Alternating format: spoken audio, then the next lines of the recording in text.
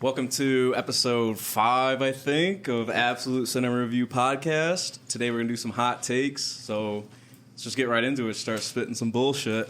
Yes, sir. You already know we all have very opinionated takes, I think. Some of them are more agreeable than others. Today... Man. Raise my blood pressure, man. I might, but I honestly don't think so. I don't think my takes are that ridiculous, and I think they're probably a little bit agreeable to some level. But Are you starting off? I'll start off with Okay. one. I'll start off with one. My first hot take is that Jack Nicholson is the best actor of all time. I don't think that's a hot take. I mean... Yeah, that's not too crazy. It's a I don't good- think anybody would be upset about that. So the way I'm defining hot take is an opinion that would probably be disagreeable to most people. I feel like any actor you say people are. But gonna how many people do you think hold the opinion that Jack Nicholson's the best actor ever? A lot. You think so? Well, I mean, I disagree, though. There I you think go. Robert De Niro is the best actor. Fair or enough. there's so many actors. And I just think it's because DiCaprio. I take DiCaprio. Really? I wouldn't. Yeah. Really? that's I think- fair. You know, I think his range- filmography... I don't know about him. Because I think his range is just insane. Because you have like What's Eating Gilbert Grape, and he's playing like a disabled person, and then Basketball Diaries, where he's like a troubled teen. Yeah, and I then haven't you have seen those, to be Aviator. honest. I didn't see any of those, to be honest, Yeah. so... yeah. And then you have like he plays Wolf of Wall Street, completely different person than Django, and he does a great job at all that. And then he plays like a Big Lebowski character for one battle after another. True. almost. Yeah. Matt, what's your explanation on the... Yeah. So first, I want to give my criteria for why, like, what I would consider for someone when I'm like thinking about how good of an actor they are. And the biggest thing for me is like when I'm watching the movie, how much do I believe that the person playing this role really could be this person? You know what I mean? How much are they making me buy into this role? Yeah. And like how well are they playing it? Everything that I've seen that Jack Nicholson is in, like I just simply believe he's that guy. Like The Shining, One Flew Over the Cuckoo's Nest, Chinatown, like The Departed. The list goes on and on of like characters that, in my opinion, one, are different enough from each other, but two, are not easy roles to play, and each one of them, like the movie is made by his role, and I'm watching the movie thinking, this guy could totally just be this person in real life, and he's not an actor, and I'm just being fooled, and this is just like this fictional character is who Jack Nicholson is. Are Yeah. you taking Jack Nicholson's Joker over Heath Ledger's Joker? No, I'm not. But that's a one-off scenario. Yeah. I just think overall, the movies that I've seen him in, I've just been so impressed by, and he does such a great job. Obviously, it's a very hard category to pick from. There's so many all-time great actors, but I think it's a hot take just because, like you said, Christian, you disagree, Monty disagrees. I think there's a lot of people that would pick other people, but specifically also using the criteria that I look at for choosing a best actor. Yeah. I think it's a hot take. I mean, that's fair. I can't really argue with that pick, though. Like, while I disagree, I can't really argue with it. You know what I'm saying? Yeah. So maybe it's not that Dude, hot. actors are hard for me because it's like when I'm watching. For now, if Brad Pitt's in a movie and I'm watching it, the entire time I'm like, "This is Brad Pitt. This is Brad Pitt." You don't like Brad Pitt? No, I do like Brad Pitt, but it's just like like what you were saying. It's like how much do I buy into this character? Oh. That Yeah. kind of goes away with how iconic. Okay, the wait, so actor what do you Yeah. think about Timmy, then? I mean, listen. Timmy's a great actor. He's probably the greatest working actor right now. I don't think Yeah. that's really debatable. But yeah, I kind of feel the same way about him. It's like when I was watching Marty. All right, I'll say this. I said this about DiCaprio in Once Upon a Time in Hollywood, where it's just like he plays a perfect role because he's this jaded movie star, and I feel like I didn't like Marty Supreme that much, but it was the perfect casting because Timmy's trying to be like the GOAT. Like you say, Yeah. I'm going to be better than everybody. I want to build this legacy, and that's exactly who Marty Supreme is. So I thought that kind of Yeah. went Yeah. together really Dude, well. you know who I really like right now? Fucking Lakeith Stanfield. Oh, he's great. He's love that so guy. good. Dude, he's about to play Dennis Rodman in a Bulls movie. Oh, that is perfect casting. Exactly. Oh, and yeah. I just watched Judas and the Black Messiah. Oh my fucking god, dude! I did not know he could like steal a main role like that. Like he was in Sorry to Bother You. I don't know if you saw that, but like it was good, wasn't great. But Judas and Black Messiah, holy fuck, I'm ready for his next movies. So Totally. Everything I've seen him in is just he's excellent. exactly, I think he's my Atlanta. favorite working actor right now. Okay. Yeah, And I feel like he had a pretty iconic role in Get Out too. of course. Yeah, But the another thing to your point about Lakeith Stanfield is that that I really like, and that is a lot different from other actors. Like for example, I just watched Beautiful Boy with Timothée Chalamet and Steve Carell. But I think Steve Carell is interesting because I think for a lot of people, including myself, it's hard to watch him in other things because of his role in The Office, where it's like a lot of the times I just see him as Michael from The Office instead of whoever he's playing. It's hard for me to remove him from that role and put him into other roles because he's so known for that one thing. I struggle with that too, and that's why I love seeing new actors. Yeah, like 100%. But it seems like all these directors are kind of just passing around the same actors, like back and forth. Yeah. True. Shit. Anyways. Yeah. That was a good discussion, but do we have more hot takes? What do you guys got to bring up? I got a fucking terrible one. I don't even want to say it. Nah, dude, say it. Right. Say it. He looked at me like super nervous. Fuck. Say the take. This is so bad. Oh boy. All right. Michael Bay is a better director than Ingmar Bergman. Listen, I'm personally not going to be mad at that, but you might get like a bullet in your head like tomorrow. Bro, okay. Let me just start this off with fuck Ingmar Bergman. Oh yeah, something like that. Ingmar Bergman cannot make Transformers. That's bro. Can he? No, he cannot. No, I don't think that's a valid argument to say he's a worse director. Bro. Okay, so I watched The Seventh Seal. Shit was mid. I watched Persona. Shit was mid. I watched Autumn Sonata. Shit was mid. No. See, okay. My mind isn't completely shut. And I will preface this with, like, I am not experienced with Ingmar Bergman's films. And I will also admit that I didn't understand a lot of the themes, especially of, like, Persona. I was kind of just like, what the fuck is going on here? But I don't know. I'll see more of his movies. I want to watch Autumn Sonata. I want to watch Fanny and Alexander. Or is that Ingmar Bergman? Or is that... I don't think so. Tarkovsky? I think that's Tarkovsky. All right, I'll cut that. But I want to watch more of his movies. What else has Michael Bay even made besides Transformers? Does he need to make anything else? Exactly. More? If you're claiming that The he's Island, a better director... Is Pacific Rim Michael Bay? Nah, he made The Island, though. That shit's fucking amazing. For a guy that's pretty much just known for explosions and boobs... I don't know. It's hard to say. I don't have as much of an opinion on this. I can't because I'm not an Ingmar Bergman guy. I haven't seen his movies. Transformers 1, 2, and 3, bro. There's 3 movies. True. Dude, the one thing about Ingmar Bergman... True. The thing about Ingmar Bergman is, like, I only watched one movie, but I'm like, dude, this could just be, like, a play, you know? Yeah. There's, like, nothing really you need to direct. It's great writing, you could say, but it's, like, as movie directors go, yeah, I don't know. special that I saw, really. Yeah. Neither of those, especially with The Seventh Seal, I was like, this doesn't really work in as a movie, I feel like. I don't know. It obviously worked for some people, a lot of people. It just didn't work for me, but... I feel like back in the day when they released that, it's like how we view, like, A24 movies almost. Probably, like, yeah. This is crazy, mind-blowing. Like, Yeah, True. I mean, it was, like, really insightful, and, like, it was interesting, very deep, but, like, when I saw it was kind of just like, whatever, you know, like... You know, from my perspective, that isn't the worst take in the world, but again, I don't have a perspective. I can tell you, though, I'll bet you the cinema heads are not going to like that one. Yeah, I don't know if I'm going to post this shit. No, Okay. It'll be on YouTube, but hopefully no one watches this. You know what I'm saying? That's like the goal. Oh, my God. All right, my hot take. I mean, also the film bros are going to eat me up for this as well. Yeah. Is I just think Japanese movies are overrated in general. Can you give me examples of Japanese movies, like what you're talking about? Okay, so one of the ones that come to mind right away is High and Low. That's Okay. like one that I could just think about. Okay, so right Akira away. Kurosawa and then like a bunch of samurai movies, or like Yeah, are there like other even examples? Harakiri was amazing. Like it was a good, like I said, it was a perfect movie, but it just doesn't make sense how you have an app like Letterboxd, where most of the people are English speakers, and 5 out of the top 10 movies are Japanese. It's just a current kind of like and you can't lie about this. Right now, there is an infatuation with Japanese culture in America, and it has been like that for like a decade. But in the 90s and 80s, it was not Japanese culture. It was some other different shit, French, Italian. And it's like, you go to any of those generations and you ask them, hey, what's the top 10 movies, like consensus-wise? And you're going to get a bunch of different foreign films in there. And right now, it just happens to be Japanese. I don't know, cause like maybe, but all the movies are good.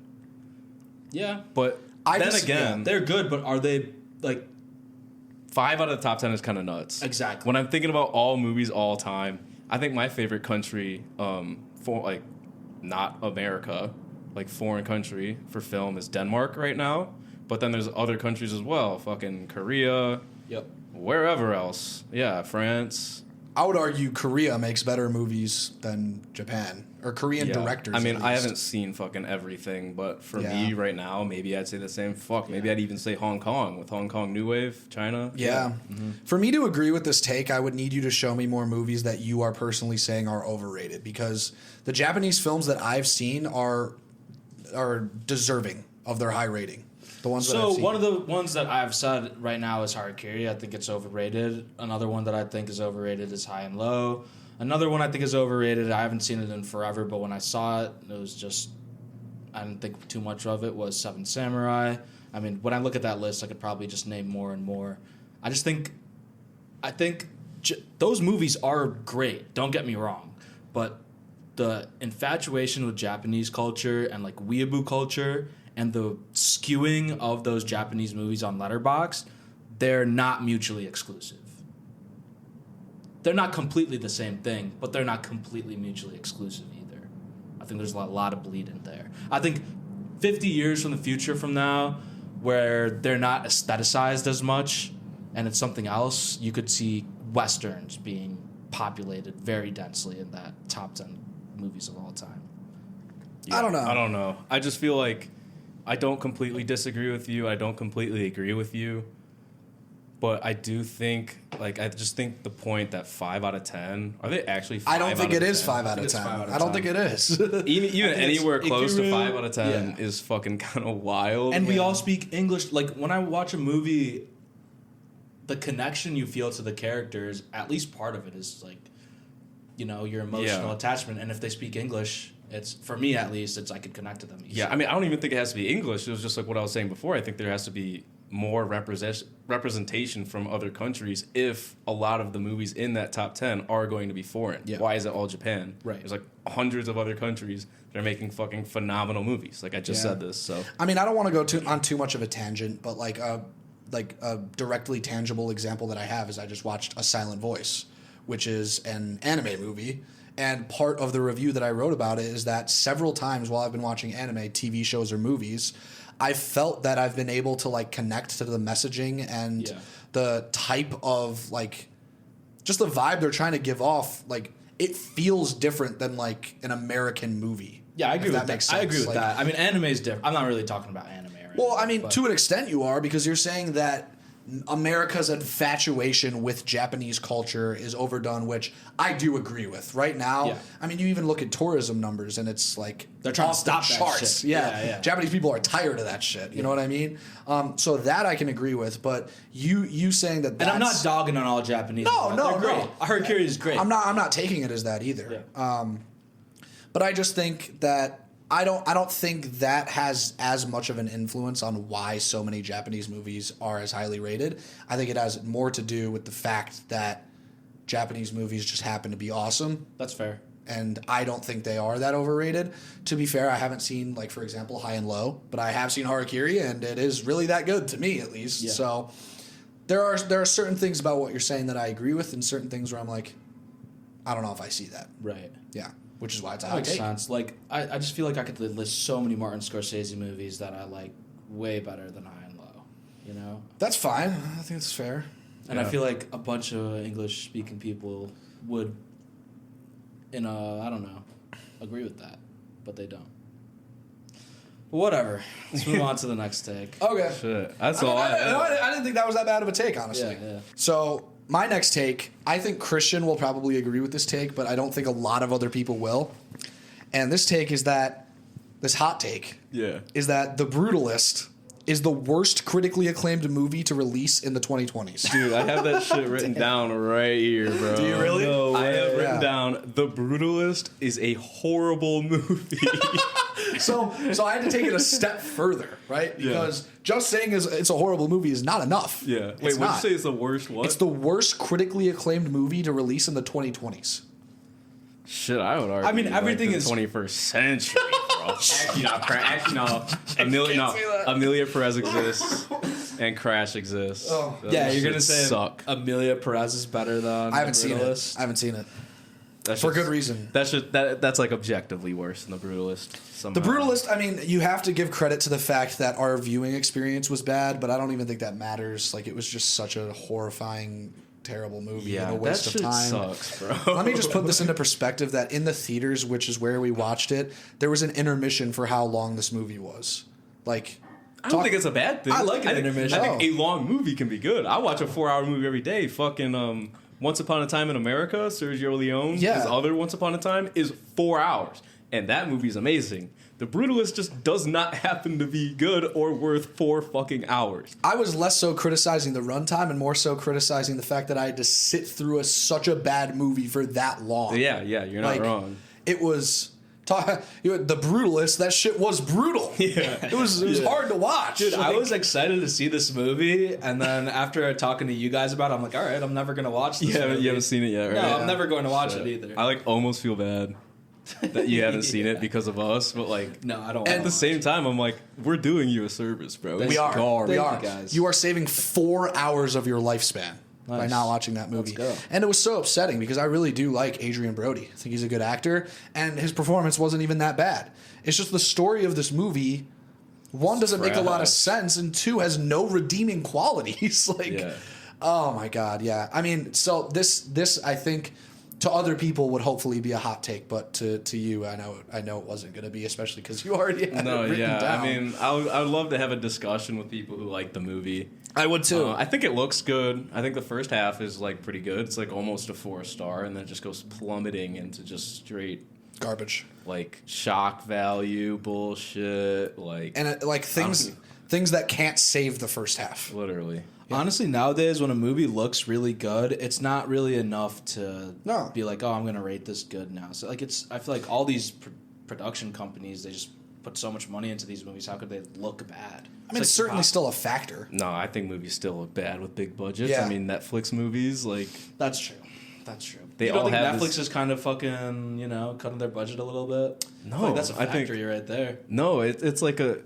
Netflix movies have this sheen on them that looks fucking garbage. I watched the first 2 minutes of Frankenstein and I'm like, okay, I just can't do this. Is it really is that a Netflix movie? Yeah. No. Frankenstein? Yeah, it's a Netflix original. Is it seriously? Yeah, 100%. I'll have to see because I feel like I'm gonna like it, but I wonder if I'm gonna be able to tell about the Netflix. Oh, you will be able to tell immediately. Oh no! Immediately. I hate that so much, dude. Even the latest Knives Out movie that came out has that Netflix feel way more than the first one. To me, at least. I think it looks really good, but I think in the scenes where it's not good, not amazing. I mean, where they're kind of just chilling around a couch. Yeah, I think it does have that a little bit. Yeah. It's just a commercial vibe, Yeah, like Super Bowl commercial Exactly. Well, we were even talking about this earlier with our Letterboxd reviews, The Flash 2023. Mm-hmm. That movie probably had a huge budget. Yeah, and that's just a fucking disaster. People are complaining so bad about how it looks, and the visual effects. And I mean, I don't want to speak for it because I don't know the number, but I have to imagine such a popular comic book movie has a pretty high budget. You know what I mean? Huge. So, it just sucks. Yeah. Bro. I don't know what they were doing with that money. Let me put it this way: sentimental value looks so much better than Wake Up Dead Man. Yeah, definitely. Yeah, it's just there's something about it, bro. Netflix needs to stop, bro.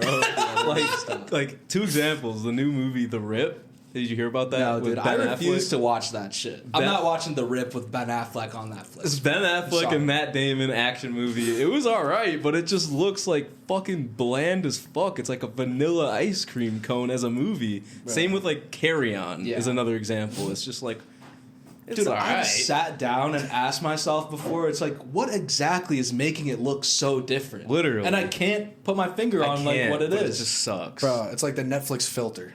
Yeah. That's what it is. It is. Yeah. It is.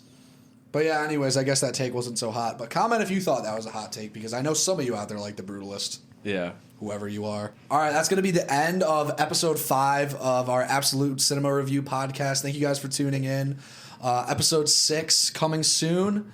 We'll probably be reviewing a couple more movies that we made each other watch, but stay tuned until that episode. As always, thank you guys for watching so much.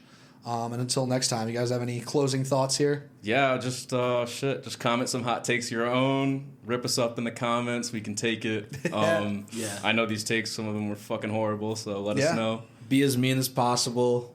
Yeah. Talk about the podcast. Share it. Start a conversation. Yeah, you know. Yeah. Until next time. Yeah.